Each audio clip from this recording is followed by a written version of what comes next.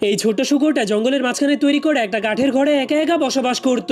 কিন্তু একদিন সে যখন তার খাবার রান্না করছিল তখনই একটা চালাক নেকড়ে তার পায়ের ছাপের পিছু করতে করতে চুপচাপ তার দরজার সামনে পৌঁছে যায়। কিন্তু তখনই নেকড়েটা চালাকি করে তার দরজার সামনে কান্না করতে করতে বলতে শুরু করে, প্লিজ দয়া করে আমাকে তোমার ঘরে ঢুকতে দাও, না হলে আমি ঠান্ডায় জমে মরে যাব।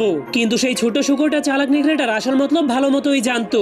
যদি সে নেকড়েটাকে তার ঘরে ঢুকতে দেয় তাহলে নেকড়েটা তাকে চাবিয়ে চাবিয়ে খেয়ে 2 দিন পর কোথাও না কোথাও হেগে দিবে। কিন্তু সেই নেকড়েটা এত সহজে হার মানছিল না। এরপর সে যখনই জানলার ফুটো দিয়ে দেখতে পায় শুকরটা এত সহজে বোকা হচ্ছে না, তখন সে শুকরটাকে বলতে শুরু করে, দয়া করে অন্ততপক্ষে একটা পা তোমার ঘরের মধ্যে ঢুকাতে দাও। তখন নেকড়েটার এমন কথা শুনে ছোট শুকরটা ভাবতে শুরু করে, আজকে আমি এই নেকড়েটাকে এমন একটা মজা দেখাবো যেটা সে সারাটা জীবন মনে রাখবে। এজন্য সে জলদি করে তার খাবারগুলোকে রান্না করার পর অনেক বড় একটা পাতিল নিয়ে সেই পাতিলে পানি গরম করতে শুরু করে দেয়। এরপর সে নেকড়েটাকে বলে, আচ্ছা ঠিক আছে, তোমার একটা পা এখন আমার ঘরে ঢুকিয়ে দাও। কিন্তু যখনই নেকড়েটা একটা পা ঢুকিয়ে চালাকি করতে যাবে তখনই শুকরটা জলদি করে টেবিল দিয়ে দরজাটাকে ব্লক করে দেয়,